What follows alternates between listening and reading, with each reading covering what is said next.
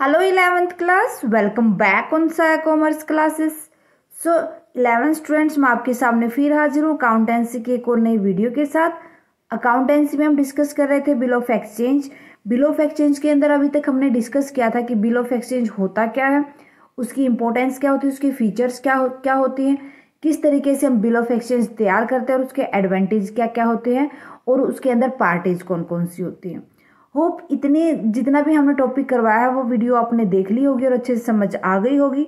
आपसे रिक्वेस्ट है, अगर आपने अभी तक वो वीडियो नहीं देखी है तो फटाफट से प्लेलिस्ट में जाएं और देख लें। आज की क्लास में हम स्टार्ट करने जा रहे हैं प्रोमाइजरी नोट्स। प्रोमाइजरी नोट्स होते क्या हैं, इसके अंदर कौन कौन शामिल होता है, कि मेकर कौन होता है, पेई कौन होता है, इसकी फीचर्स क्या क्या होती है और बिल ऑफ एक्सचेंज और प्रोमाइजरी नोट्स के बीच में डिफरेंस क्या होते हैं, ये सब हम डिस्कस करेंगे। Let's start today's video.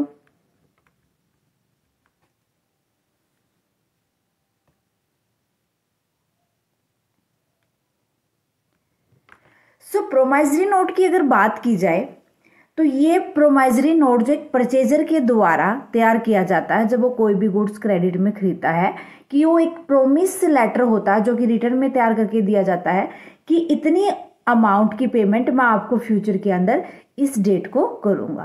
तो ये एक प्रोमाइजरी नोट होता है। यहाँ पर देखो, जो बिल ऑफ एक्सचेंज होता है और जो प्रोमाइजरी नोट होता है इनमें डिफरेंस यही होता है कि परचेजर इसको तैयार करता है, बट जो बिल ऑफ एक्सचेंज होता है उसको सेलर तैयार करता है कि भाई मैंने आपको ये गुड दी है, इतने की गुड्स दी है और इतनी आपको पेमेंट करनी है मेरे को फ्यूचर में।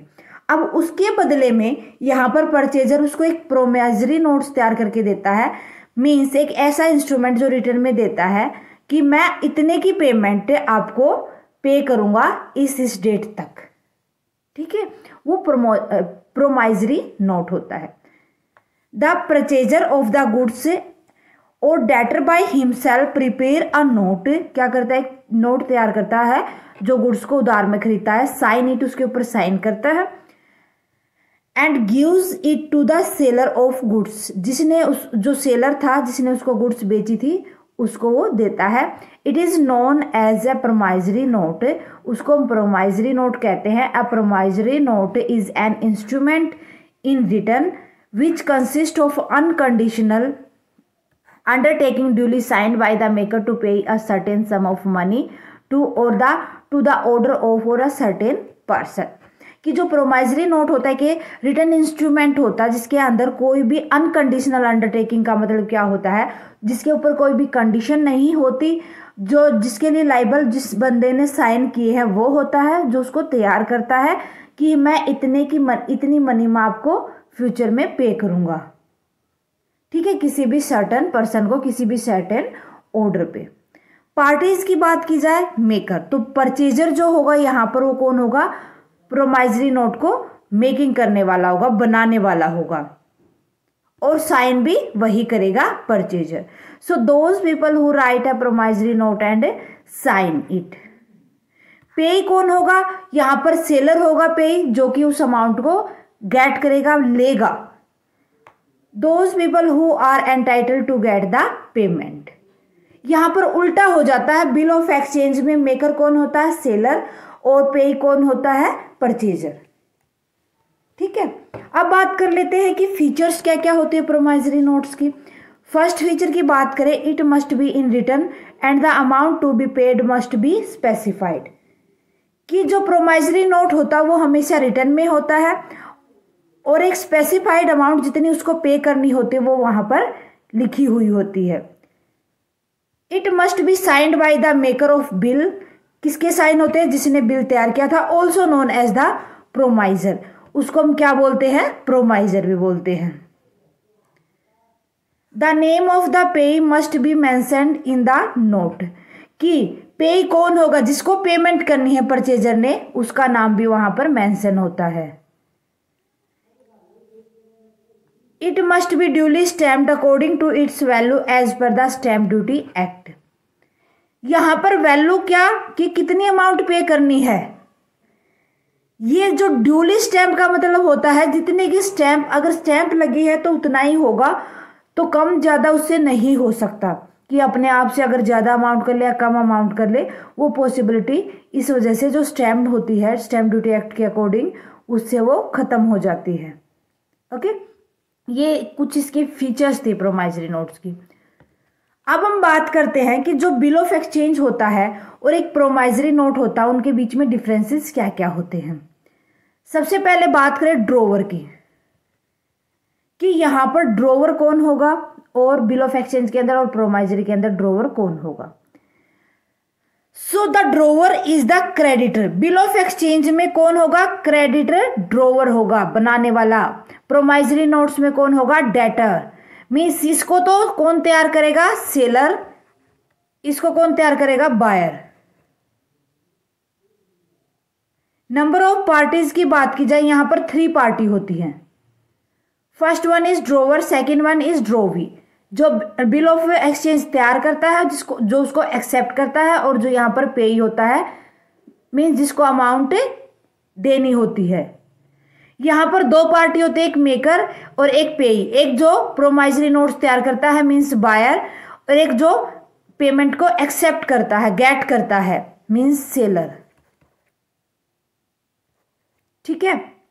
उसके बाद नेक्स्ट डिफरेंस है ऑर्डर और प्रोमिस। ऑर्डर ऑफ प्रोमिस का मतलब होता है कि बिल ऑफ एक्सचेंज के अंदर एक ऑर्डर की इतने का पेमेंट आपको करना है, बट जो प्रोमाइजरी नोट होता है वो एक प्रोमिस कंटेन करके चलता है कि मैं इतने की पेमेंट आपको करूंगा। उसके बाद आता है 4th नंबर पे एक्सेप्टेंस। ये तभी वैलिड माना जाता है जब ड्रोवी मींस बायर इसको एक्सेप्ट करता है, बट यहां पर प्रोमाइजरी नोट में जो ड्रोवी होता है उसको एक्सेप्ट करने की जरूरत नहीं होती। So in case of bill of exchange पे की अगर बात की जाए, drawer can be the payee of the bill. Means drawer कौन होगा? सेलर, जो बिल ऑफ एक्सचेंज को तैयार करता है, वो उसको पे भी हो सकता है। कैसे? कि वो भाई बेचने वाला भी वही है तो पेमेंट रिसीव करने वाला भी तो वही होगा ना। But in case of promissory note, drawer और maker can not be payee of promissory note. जो मेकर मीन्स जो प्रोमाइजरी नोट तैयार करता है या जो बिल ऑफ एक्सचेंज को एक्सेप्ट करता है, वो कभी भी पेई नहीं हो सकते भाई।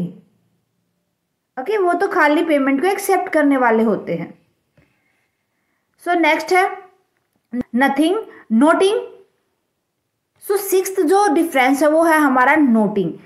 मीन्स जब बिल ऑफ एक्सचेंज डिसऑनर हो जाता है तो उस टाइम पर हमें उसको नोट करना बहुत ही ज़रूरी होता है। उसकी नोटिंग हमें नोट में उसको लिखना होता है कि इतने का बिल हमारा डिसऑनर हो गया।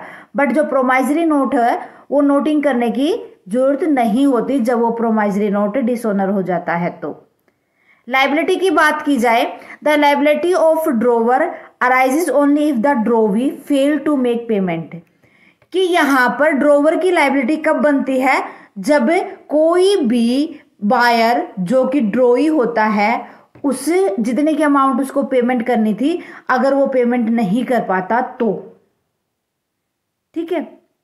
बट यहाँ पर जो लाइबिलिटी होती है वो प्राइमरी होती है किसकी? मेकर की। हाँ भाई, उसको तो अगर प्रॉमिस कर दिया तो उस डेट तक उसे पेमेंट करनी ही होगी, वो उस पेमेंट से मुकर नहीं सकता। ठीक है, क्लियर है?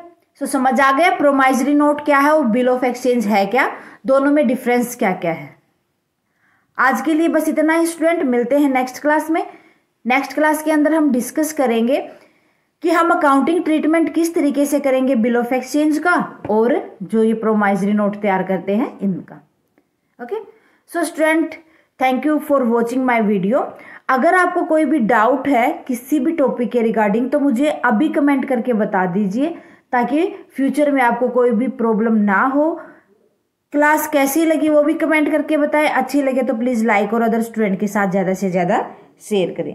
Thank you very much students, bye bye and take care. मिलते हैं नेक्स्ट क्लास में।